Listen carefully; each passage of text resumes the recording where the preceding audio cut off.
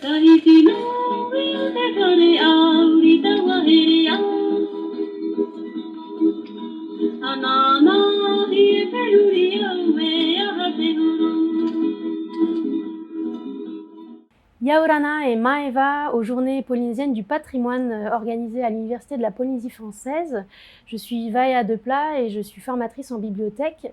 Et aujourd'hui, je voulais vous présenter un ouvrage un petit peu spécial, un gros ouvrage en 2 volumes que je vous présente ici, qui s'appelle The Epic Tale of Hiakaika Poliopele, Woman of the Sunrise, Lightning Skirty Beauty of Halema'u.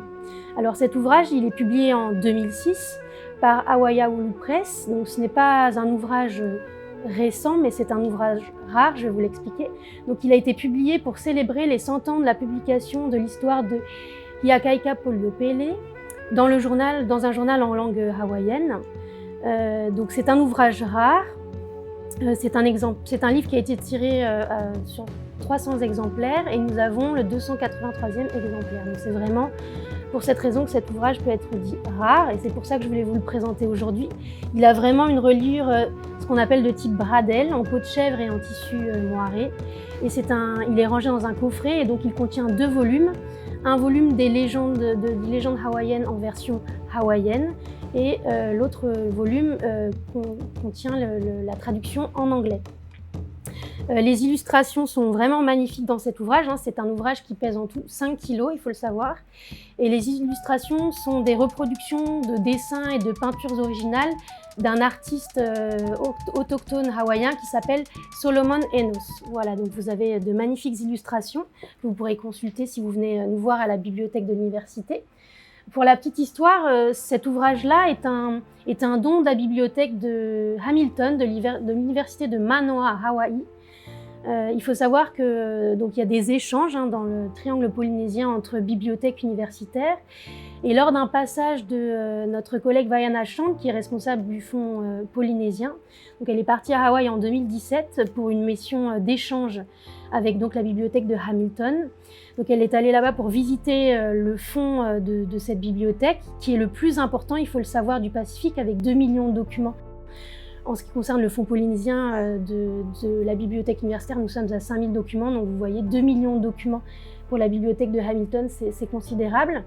Et Vaiana Chang est donc partie rencontrer nos homologues hawaïens et elle est revenue avec une dizaine d'ouvrages, dont celui-ci qui fait 5 kilos. C'est vraiment un ouvrage à la fois colossal et vraiment remarquable.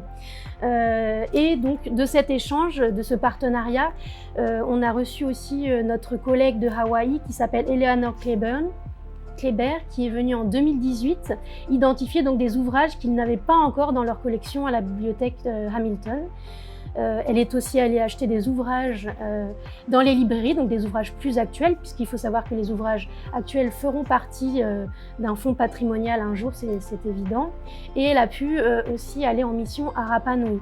Donc tout ça pour inciter le grand public, les étudiants qui sont en langue polynésienne, mais pas que, à venir consulter ces 2 ouvrages, parce qu'il y a très certainement des similitudes en termes de légendes sur les versions hawaïennes et les versions polynésiennes. Donc vraiment, venez consulter cet ouvrage. Alors comment le consulter ? Tout simplement en venant à la bibliothèque, vous demandez à l'accueil de consulter ce livre-là. Donc la cote c'est le R1197 et vous dites bien que c'est un livre qui vient du fonds polynésien. Enfin, pourquoi j'ai choisi ce livre-là ? Il me rappelle un événement culturel océanien qui, à mon sens, a profondément marqué l'histoire de Tahiti. C'était donc en septembre 2016, il y a tout juste 5 ans.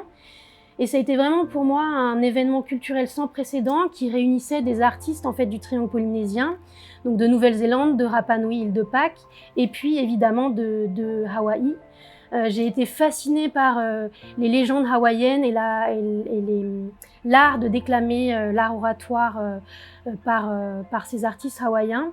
Donc voilà, je voulais vraiment parler de ce fonds polynésien et des ouvrages qu'on a aussi sur Hawaï pour bien montrer que dans le fonds polynésien, vous trouverez plein d'ouvrages, pas que sur la Polynésie française, mais sur l'ensemble du triangle polynésien. À très bientôt et n'hésitez pas à aller consulter nos vidéos qui sont en ligne sur d'autres ouvrages. Merci Nana.